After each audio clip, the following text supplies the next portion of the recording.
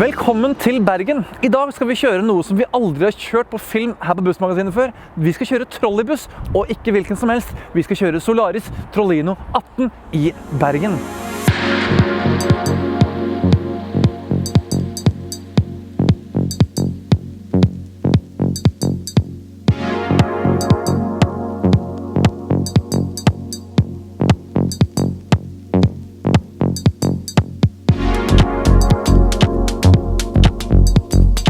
Velkommen ombord i Solaris Trollino 18. I dag så skal vi kjøre en av de 10 nye trolleybussene som ruller her i Bergen, og vi gleder oss til å kjøre det voksnes svar på radiobiler. Vi kjører denne bussen fra Birkelundstoppen til sentrum, og vi er midt i Bergen på linje 2.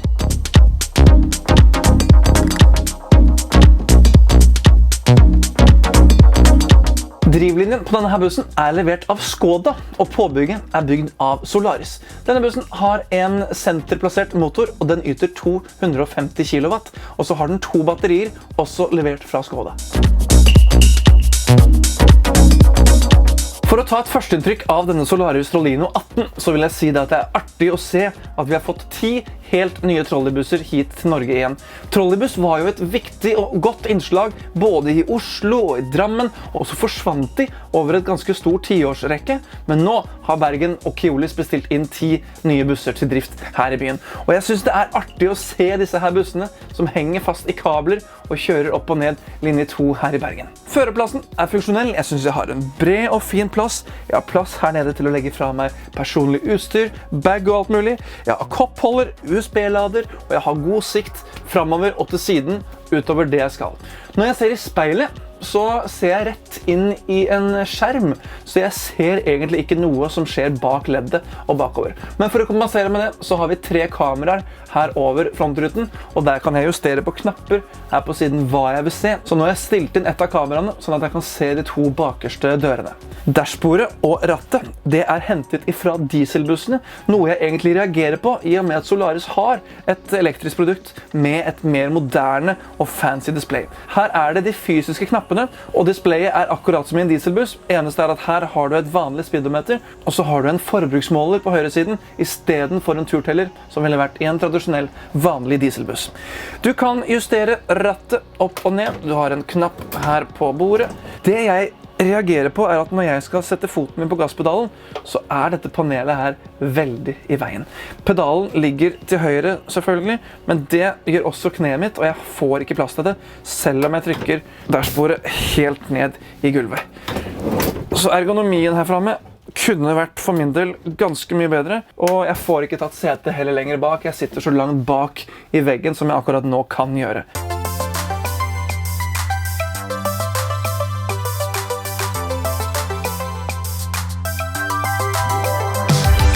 Vi har analoge speil på denne her bussen. På høyre siden synes jeg de er funksjonelle. De har et stort og godt vidvinkelspeil. Her på venstre siden så har du speilene plassert i øyehøyde, men jeg har en ganske bred A-stolpe her, og så sitter speilene ganske tett på, så du har ikke noe space mellom speil og A-stolpe. Så her kan jeg tenke meg at du kan få litt siktproblemer inn mot for eksempel en rundkjøring når du har trafikk kommende skrått inn fra venstre. Da må du nok bruke blikket litt fysisk og se nøye om det kommer noe trafikk i den retningen, hvilket ikke bør være nødvendig når du sitter og kjører en bybuss. Du trenger god sikt for å avvikle trafikken på en sikker og trygg måte.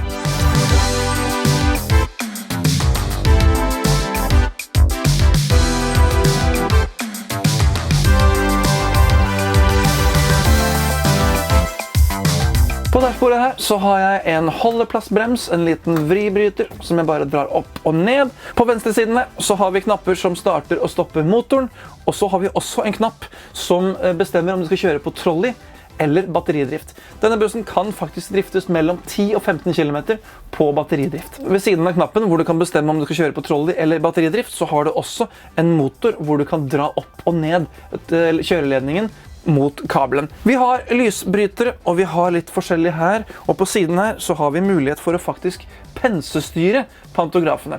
Nå ikke det noe problem enda, men utover året i år så kommer det til å bli nye linjer her i Bergen på Trolleydrift, og da kommer det til å bli pensestyrt med dobbeltspor utover blant annet Laksevåg. Videre på venstre siden så har jeg knapper til å justere kameraene her fremme, og den bakerste knappen den setter varme på kjøreledningen, sånn at du kan smelte bort eventuelt is som har dannet seg der over natten.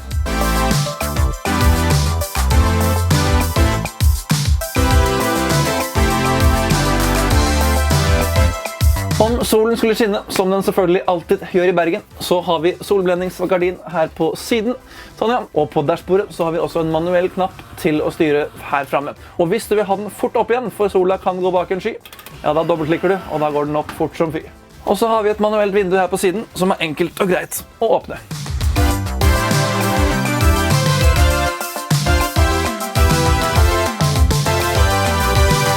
La oss ta en titt bak i bussen og se hvordan utformingen av seter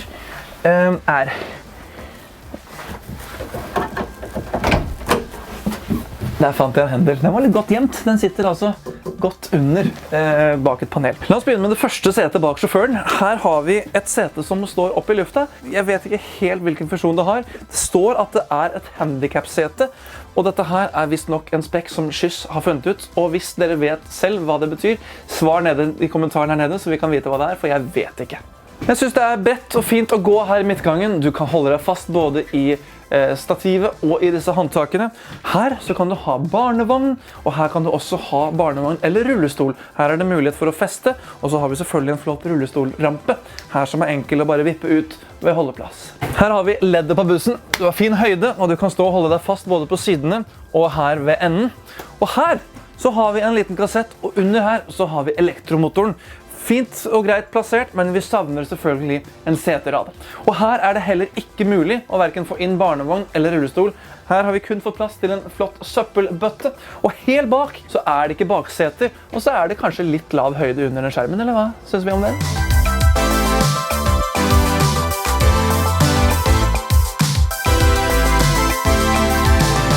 Og på grunn av min forhistorie som radiobilsjåfør, litt over det gjennomsnittlige ivrige, så har ikke vi fått lov å kjøre bussen her i Bergen selv. Derfor har vi hentet inn eksperthjelp. Dette David. Så bra. Hei sann, velkommen til Bergen. Mitt navn David Edvardsen. Jeg opplæringsansvarlig her i Keolis. Vi skal ut og kjøre trolleybuss, og det skal bli spennende. Det som litt spesielt med dette her med trolley, at på linjen så har vi enkelte punkter som strømløse. Hvis man gir gass gjennom de punktene, så kan man enten få feilkoder i bussen, han kan trekke ned pantografen, eller du kan få veldig risting og skaking i bussen. Disse punktene markert med en T rett over kjøreledningen. Men en liten korreksjon i forhold til det jeg sier at trolleynettet har også blitt veldig utbedret her på linje 2 det siste året. De fleste punktene som har vært strømløs i dag erstattet med dioder, så det strømløse punktet såpass lite at du får kun et lite gnist om du skulle glemme å slippe kjørepedal. Av strømløse punkter så har vi ett her inne på området før vi kjører ut, og så har vi 2 stykker oppe på Birkelandstoppen der kjøreledningen krysses.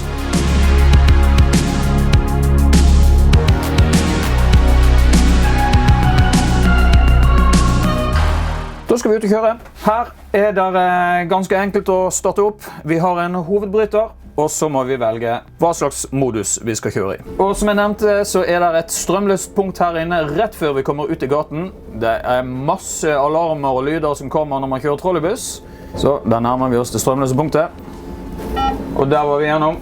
Selve bussen jo veldig behagelig å kjøre. Det jo sånn med det meste av elkjøretøy at du kan kjøre det så behagelig eller så ubehagelig som du bare ønsker.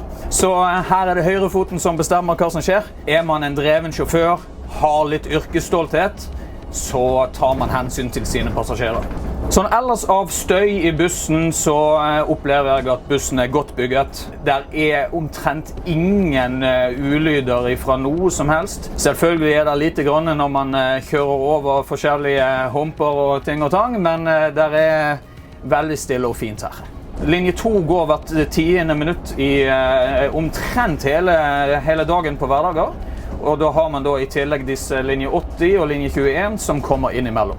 Så her mye trafikk, mye å passe på og ta hensyn til.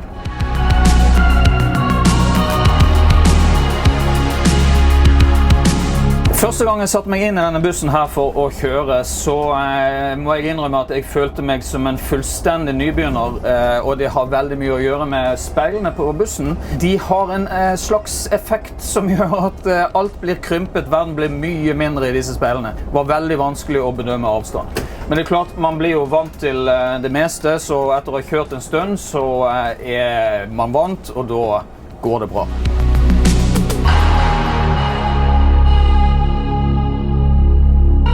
Her er vi nå nesten på Birkelundstoppen, og her krysser kjøreledningen hverandre, så her må jeg følge godt med i speilet der oppe, sånn at jeg slipper gassen, slipper kjørepedalen, akkurat i det kjøreledningene krysses, sånn at vi slipper gnistregn. Her er mye utfordringer om dagen. De holder på å utbedre holdeplassen. Der er en utfordring med at kjøreledningen den følger det gamle mønsteret. Er man ikke forsiktig her oppe, så vil man rett og slett spore av, som vi kaller det. Og faren med det er at pantografen kan hekte seg enten i kjøreledningen eller i spanntrådene, som vi kaller det, som holder kjøreledningen på plass. Nå er det et ganske avansert system på taket på disse bussene som vil presse pantografen ned hurtig hvis det er for rask bevegelse i pantografen. Vi er ankommet Birkelundstoppen, og pauseboden her inne, den er legendarisk, så den har jeg virkelig lyst til at dere skal få lov å være med inn og se på. Her er det mye historie. Følg meg! Velkommen inn i pauseboden på Birkelundstoppen, linje 2.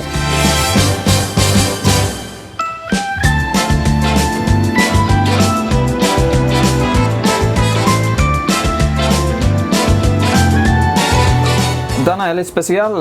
Den nederste der, den duobussen, den hadde fullverdig dieselmotor og fullverdig trolleymotor. Og den brukte vi faktisk på linjer rundt omkring i Bergen. For eksempel oppe på Bønesområdet.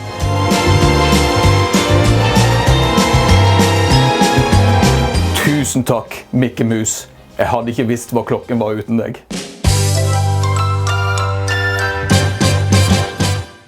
Innkjøringen til mannsverk når man er ferdig på skift må foregå på traction-batteri. Så det jeg skal gjøre nå er at jeg skal ta ned pantografen. Jeg har satt kjøretøyet med parkbremsen på. Jeg setter kjøretøyet over i traction-drift. Og da har vi en flott alarm. Trykker da på knappen for pantografen, og da går den ned. I og med at jeg har opplevd flere ganger at pantografen har lagt seg feil, så må jeg ut og så sjekke at det faktisk ligger sånn som det skal i krokene.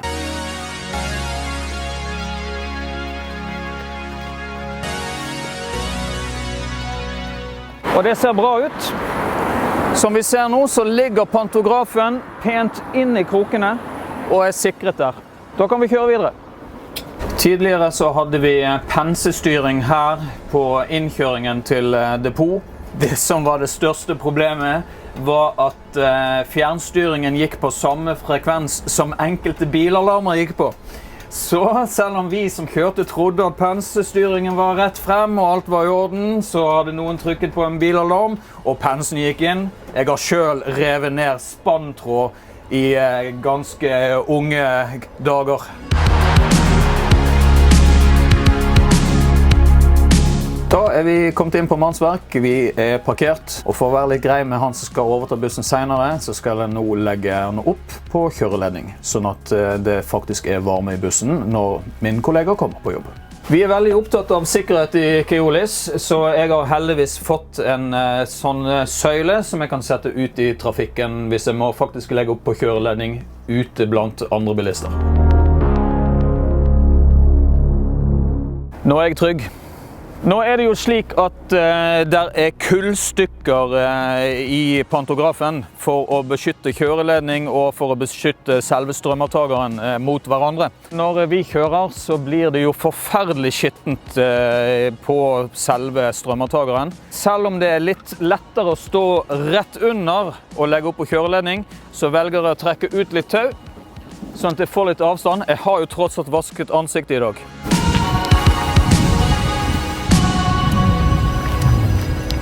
Det er ekstremt viktig at selve tauet kommer tilbake inn forbi kroken, sånn at det ikke er fare for at den henger seg i noe du passerer på linjen. Det å treffe oppe på kjøreledningen, det krever en del øvelse. For hvis jeg mister kontrollen, så går jo denne her pantografen i alle retninger. Noen ganger er det faktisk bedre å trekke ned for å få den rolig igjen, og så gå opp.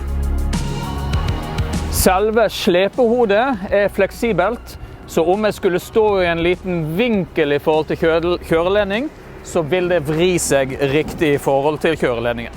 Da er vi tilbake på trolleydrift og kan kjøre videre. Jeg tar med meg sikkerheten min og går inn igjen i bussen.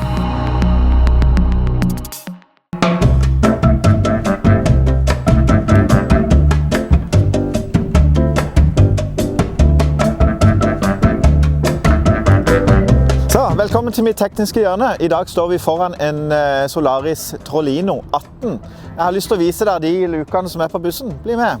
Her i fronten på bussen så har vi en luke. Bak den så har vi spylevæsketanken, og vi har knappen til døra. Denne bussen her har ikke bare en dobbel dør, men den har 4 doble dører, og alle dørene her er innsvingdører. Denne bussen her tilfredsstiller jo kravet til universell utforming.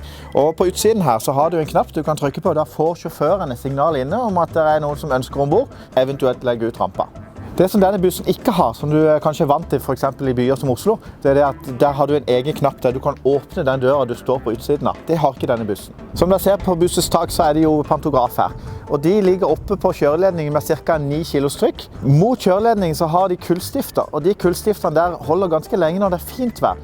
Men når det er dårlig vær, så er de nede i et forbruk på ca. 1 kullstift per dag. For å bytte de kullstiftene her, så må det være en autorisert person. Og til enhver tid på bygget her, så er det en fra Skoda. Alle de lukene du kan åpne på denne bussen her, finner du på førersiden. I bakerste luke her, så ligger der en vannvarmer, og den sirkulerer varmt vann inn i bussen for oppvarming. I luke nummer 2 så finner vi den sentralplasserte elektromotoren, og den yter 250 kW. Som vi har nevnt tidligere på disse elektriske bussene, så må du faktisk ha et 24 volts system. Og her står det 2 kraftige batterier, og skulle de være tomme, så må du lade de opp før du i det hele tatt kan vurdere å flytte bussen. Og det kan du gjøre via en NATO-kontakt her. Må du bryte strømmen, så er det en mekanisk hovedstrømsbryter her. Og dette her var mitt tekniske hjørne. Vi tar og setter oss på gata og kjører litt videre.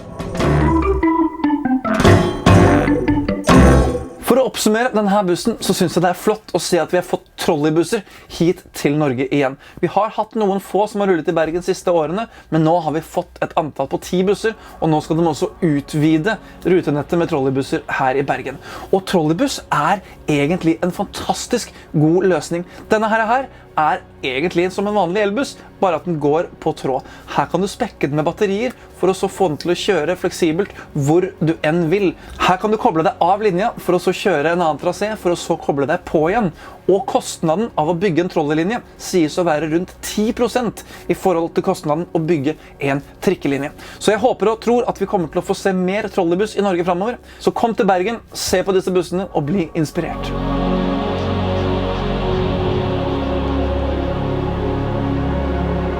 Tusen takk for at du så filmen her i dag. Om du liker det du ser, så klikk på knappen her nede. Den heter abonner, og da får du med deg alt som skjer på Bussmagasinet sine sider i fremtiden. Vi ses i en annen buss på en annen plass. Ha en god dag.